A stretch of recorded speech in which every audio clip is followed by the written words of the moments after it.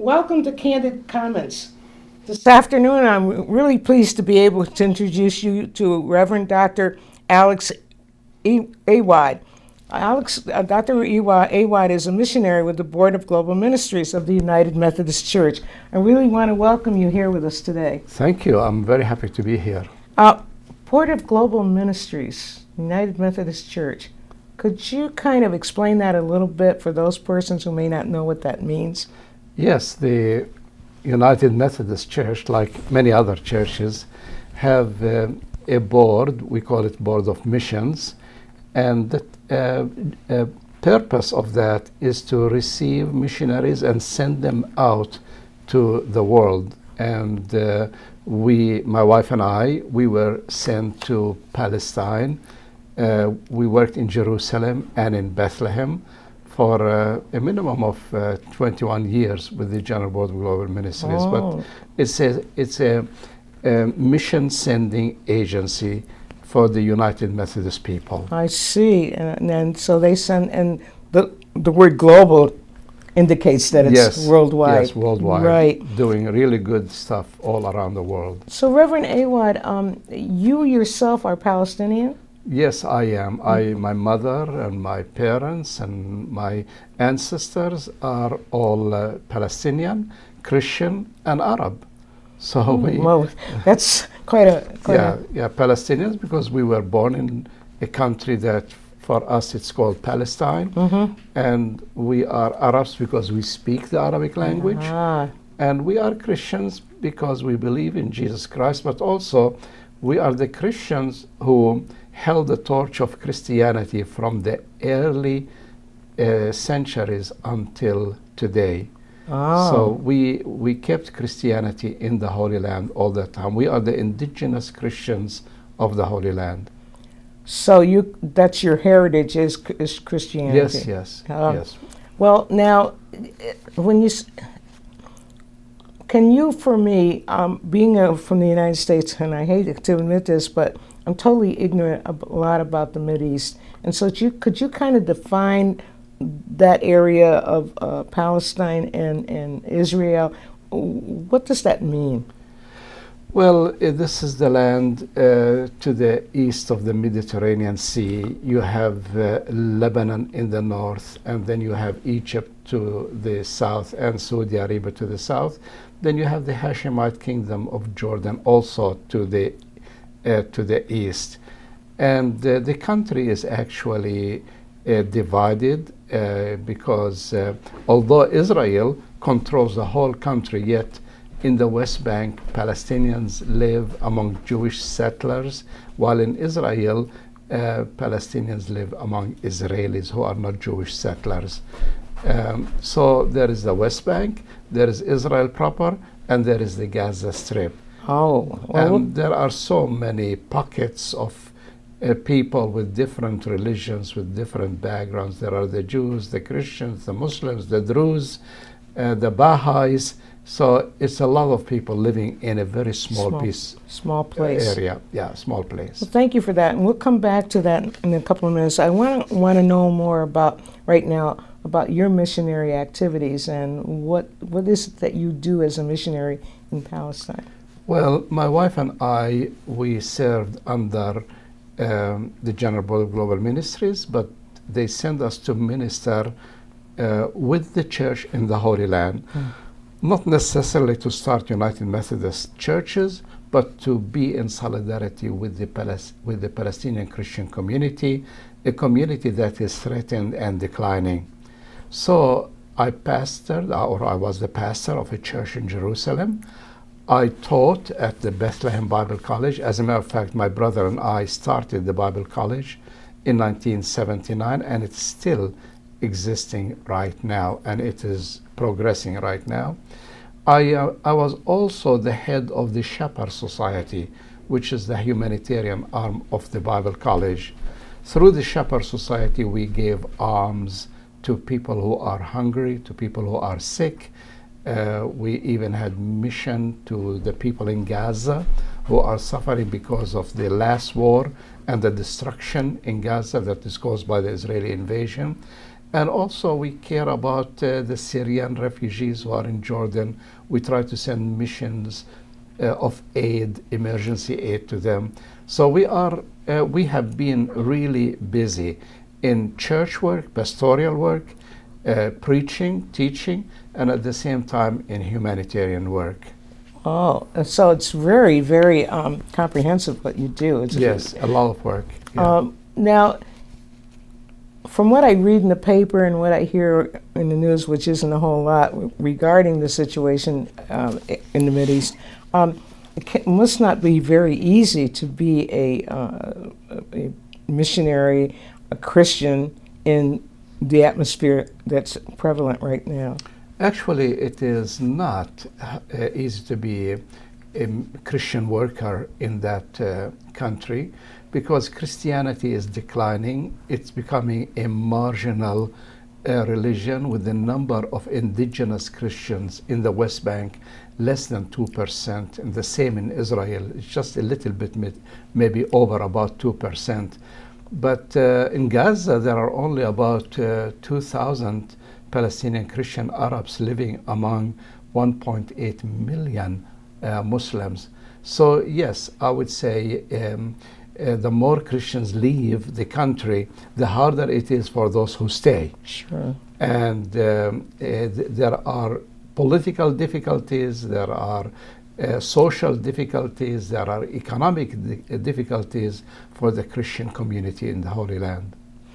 And that's equally true for citizenry in parts of that, like the Gaza Strip.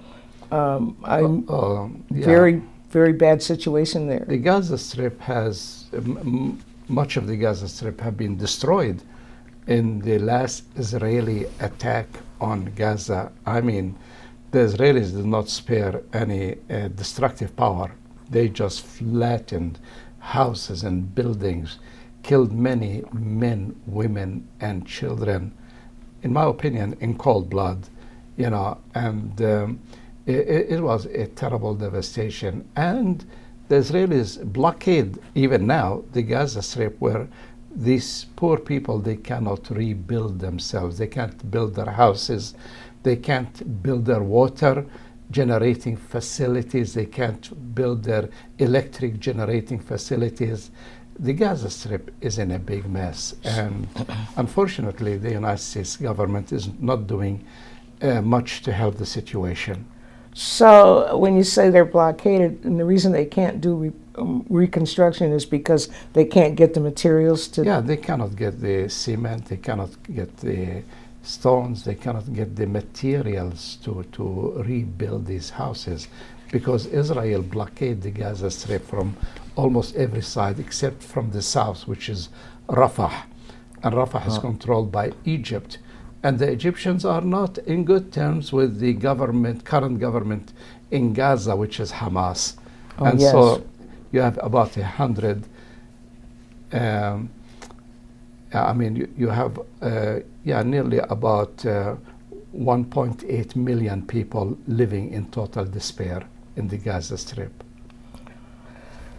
Now, help me again, because the Gaza Strip is one area that Israeli controls or has, maybe not controls, but makes it impossible for them to control themselves. Yes. And then the Palestinian piece, explain that piece. Yeah, the other, I mean, they are all Palestinians, whether in the Gaza Strip or whether in the West Bank, they are Palestinians. I probably should have said the West Bank as opposed to Gaza. Yes. They are separated by land that is now under the total control of Israel. All right. Israel proper, which is about 40 kilometers between the West Bank and the Gaza Strip. However, Palestinians in the West Bank are not allowed to go to the Gaza Strip, and because of the blockade, Palestinians in the Gaza Strip cannot go to the West Bank except in emergency situation, like if a person have to go to a hospital, big emergency situation. Otherwise, there is no traffic between the Gaza Strip and the West Bank. And actually, the Gaza Strip is shut off from the rest of the world. I tried, when I was there, to try to go to the Gaza Strip. I spent about a year asking for a permit from the Israeli government. And I wanted to go there because I'm the head of the charitable society called the Shepherd Society, and still the Israelis denied me a permit to go there. This may seem like a strange question, but can you explain to me how all this happened, or how all this came about? Well, It couldn't have been like this forever. the origin of the story, really, it starts with in Europe, really. The Arab-Israeli conflict, or the Palestinian-Israeli conflict, did not start in the Holy Land. Actually, it started in Europe. In Europe, Jews were persecuted by so-called Christians, and the Jewish leaders, they start thinking, why not we get out of Europe and find another place in the world where we can have a Jewish state? So a man called Theodor Herzl, he wrote a book called Der Judenstaat, which means the Jewish state. And in his book, he suggested that Jews who are persecuted in Europe because of anti-Semitism, hatred of the Jewish people, they need to get out of Europe and go and find a place, another place in the world. Now, this Theodor Herzl, he was not a religious Jew. He didn't care about Palestine at that time. He thought of Argentina, Uganda, somewhere else in the world. But then later, other Jews and some Christian Zionists told him, we will help you if you bring the Jews of Europe into the Holy Land, into Palestine. And so they created what we call the Zionist movement. And the goal of the Zionist movement was to create a homeland for the Jews in Palestine. You see, all of this happened without consulting the Palestinians, without making contact with the Palestinians and say, hey, we Jews are persecuted in Europe. We would like to come and share the country with you. As a matter of fact, the Zionist leaders decided the only way to take over Palestine is to push the Palestinians out. So early on, as they were dreaming of the Zionist movement and creating it, they also were dreaming, how can we ethnically cleanse the Palestinians out of the Holy Land? See, this is very interesting because I would be willing to believe a lot of people like myself do not understand that piece and think in terms of Israeli being Israel, being the Holy Land, and have not even thought of the fact that it was Palestine. I find that that clarification in itself never seems to come up in conversation or in anything you read or hear in the media, which really changes the picture a lot. Of course, when Theodor Herzl was writing his book, Der Judenstaat, most of the Jews were in Europe, not in Palestine. Most of Palestine, I would say over 90% of Palestine, was made up of Palestinian Arabs who were Muslims and Christians. And there were Jewish people in Palestine, but they were a small minority. That even those Jews in Palestine, they were called Palestinian Jews at that time. They were not called Israelis. The word Israel and Israelis came later on. I think that's a valuable piece of information because it's very hard here to get a real good picture, and most of what we hear is kind of a one-sided story, and with a sense of when you talk to Jewish persons and like that, with a sense of the pride of their state, that this is theirs. And I think very few of us realize that the Palestinian piece at all, and also the fact that they have cause to want to resist being overrun. Of course, just like any other people, when people come from Europe and say to the Palestinians, hey guys, there's a mistake. You should not be here. Just get out, go to Saudi Arabia, go to Syria, go to Lebanon, because God has given us this land. So it is so ironic for people to evoke the name of God in the process of stealing land from another people. So at one point, and I don't know where that is at right now, but at one point there was a talk of having a two-state area, that the Palestinians would have their state and the Israelis would have, and live side by side. Where is that? That has disappeared? Well, Excuse me. I mean, this is the agenda of the international community. This is the agenda of the United Nations. Most Arab countries have welcomed the concept of the two-state solutions. Even the Palestinians have accepted the concept of a two-state solution. However, the current Israeli government and previous governments have been actually killing the concept of a two-state solution by constructing many Jewish settlements in the West Bank. You know, right now the West Bank, where the Palestinians live, is littered with Jewish settlements. Now, there is nothing wrong with Jews living in the West Bank, except, you know, Jews who live in the West Bank, they want to be citizens of the State of Israel. Sure. They want to pay taxes to the State of Israel. They want to fight for the State of Israel, but they want to live right in the heart of the West Bank. That makes it impossible for Palestinians to have a state in the West Bank. The more settlers you have in the West Bank, the less possibility there is for a Palestinian state. Sure. And so, you know, even Jimmy Carter, just 2 weeks ago, he said the possibility of a Palestinian state in the West Bank and the possibility of the two-state solution is zero, is nil. Wow. Yeah, because of the actions of the current Israeli government. So, where do you see this all? I mean, what do you think would be a solution for this?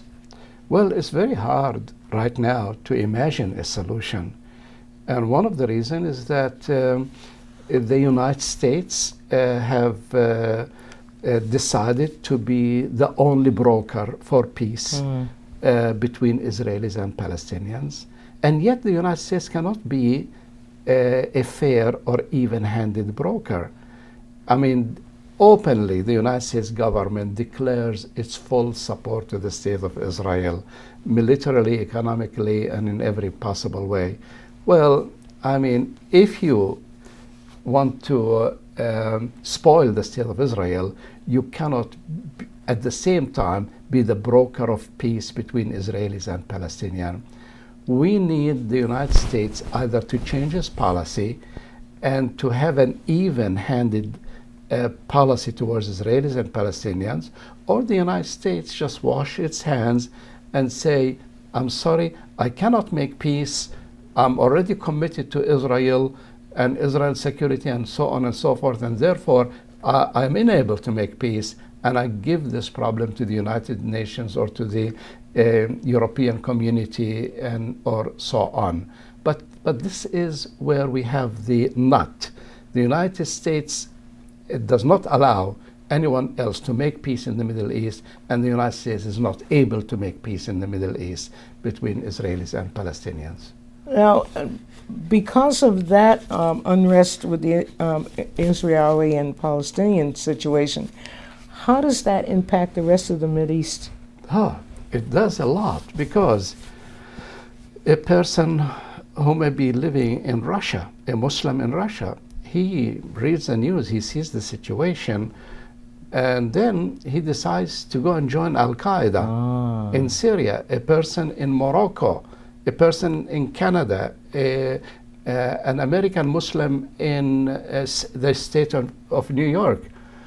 He or she so upset and frustrated with the conditions of the Palestinians, the situation in Gaza, and the stubbornness of the Israelis as far as not implementing international law and legitimacy. These people, out of their frustration, they go and they become ISIS, and they become Al-Qaeda, and they become Hamas and Jabhat Sha'biya. And so radicalism increases all the time because the United States and Israel is not encouraging the majority of the Arabs and the Palestinians who want to make peace. And Israel's desire to grab Palestinian land and make it part of greater Israel is frustrating many Arabs and Palestinians and frustrating the possibilities of peace. So a lot of what we see happening right now and I think just a little while ago there was 2 young girls that were trying to go to become a part of ISIS, and a lot of that is based on the fact of this sense of united brotherhood of Muslim community. Yes, part of it is the condition of the Palestinians. The condition of the Palestinians have created a wound, a deep wound, in the heart of almost every Muslim in the world. But there are other issues. There are many Muslims who would like to see an Islamic caliphate, which means a Muslim leader like a caliph who will control the whole Islamic world. And they think that this will bring them back to the glory that they have at one time after the Prophet Muhammad created his regime, and the 4 caliphs, the first 4 caliphs, created an army and conquered much of the world. So they believe that if they would have a very smart, very good caliph and a caliphate, then they can conquer the world again. And so many Muslims, other than the Palestinian issue, are attracted to ISIS for that reason, because they want to see a united Islamic government that will face up to the West. And you hear those kinds of conversations more frequently than ever. Of course. The idea, and so people are willing to even die for that cause because they believe that can happen. Yeah, unfortunately, unless the Western world comes to the Israelis and Palestinians even-handedly and solve the Arab-Israeli conflict, unless there is peace between Palestinians and Israelis, radicalism will thrive and radicalism will increase. God does not make terrorists, we make them. I believe that. Because you never look at a little baby and say, oh, look what a beautiful terrorist God made. That's right. No, but when that child lives in an environment where you take his or her land, you take his or her dignity, you take their water resources, you put them under a siege like in a prison, and you don't allow them to have the basic elements of life, then that become ripe area where terrorists can grow up. So we really make them. Well, and this is generational now. This is like many generations. So it's compounded that sense of futility and frustration when you've denied over many generations. Exactly, and the poverty passes from generation to generation. Also, that bitterness, passes from generation to generation. I can see how that could easily happen. I want to just ask you, I understand you've written some books. Yes. I'm moving away from that a little bit because I want to have you talk about, you've written 2 or 3 books, is it? I wrote 2 books and many articles, yeah. I think one book is about your own story. Yes, one book called Palestinian Memories, the story of a Palestinian mother and her people. And that book tells the story of my mother. In 1948, my father was shot and killed right in front of our house. And my mother was left with 7 children. And immediately after, she has to take all of us children and move from West Jerusalem, where our home was, and rush into East Jerusalem with only the clothes on our back. We lost everything. But she was a committed Christian woman. She decided not to go to a refugee camp. Her motto was, never ask why God, always ask how God. Never look back, always look forward. And never harbor any hatred, always forgive. So amazingly, these are the principles that she taught us. Mm-hmm. And we grew up learning, the Sermon on the Mount, because she was our Sunday school teacher. The Sermon on the Mount, the teachings of Jesus, forgiveness, and loving our enemies. So she was amazing. I mean, I'm talking in 1948. That's even before Martin Luther, Yes. With the civil rights movement and so on. So I understand what you're saying. So we are really, we have been blessed by a committed Christian mother who have installed the love of God into our hearts. That's beautiful. And your other book?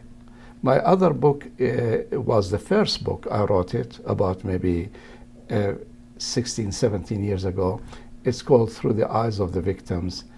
It's 120 pages. It's a short story, and you can find it on the website. I give it free of charge. Oh. So I'm not printing the book anymore. Anybody can go to alexawad.org and get that book free. Alex Awad, AWAD.org. And get that book free of charge. That's something I may explore myself. Sure. Sure. Well, I really appreciate you being here, and I appreciate your openness, willingness to discuss the issues, and perhaps we've been able to enlighten some people. I know that many of us here in the States become frustrated because we never really get the whole story.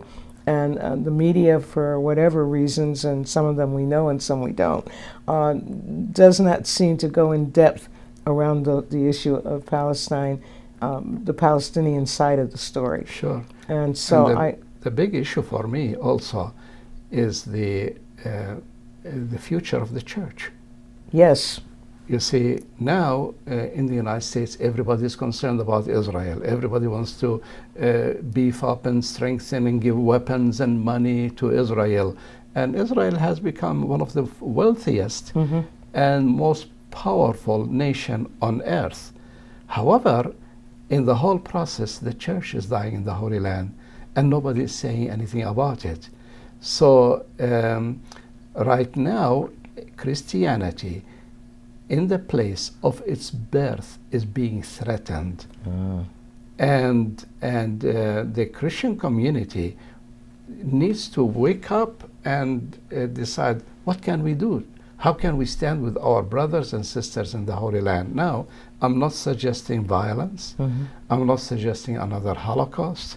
I'm not suggesting anything that an eye for an eye and a tooth for a tooth. No, but I'm suggesting in a non-violent methods to try to go to the Christian community in the Holy Land and to ask, hey guys, brothers and sisters, how can we help you? Right. How can we stand with you? How can we assure that you continue to give a witness for Christ in the land of his birth, in the land of his death, in the land of his resurrection?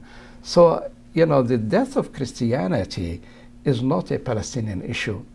It's a Christian issue. Exactly. And it should be the concern of every Christian on the face of the earth, because Bethlehem and Jerusalem does not only belong to Palestinians, it belongs to all Christians around the world. So I urge Christians, through this interview, I urge Christians to not to let Christianity die in the place of its birth. And how best would you suggest that Christians begin to move in that direction of the awareness, the awakeness, the education? How do we do that? Well, a few years ago, we did not have an excuse because we did not know. Today, everybody can go to their This is true. internet, they can go to their website, they can go to electronic magazines, electronic articles. If people want to know the truth today, they can get it. It's true. They just need to find the right sources. Also, I would say, when you go to visit the Holy Land, don't go under Israeli-sponsored tours and get the propaganda. Go by yourself, see both sides, see the situation with your own eyes. Look at a Palestinian refugee camp, look at the Jewish settlements in the West Bank, then open the Bible and try to figure out what the Bible is saying about this. Because our Bible is a book about justice. Yes. It's a book about redemption. It's a book about peace. It's not a book about somebody grabbing other people's land and taking it by force and making it their land. So I invite people to go and see the situation and then determine by seeing what conclusion you can come up with. I understand you have some volunteer programming in where you're at the what is it? Bethlehem Bible College. The college, and you have a Hope program, is it?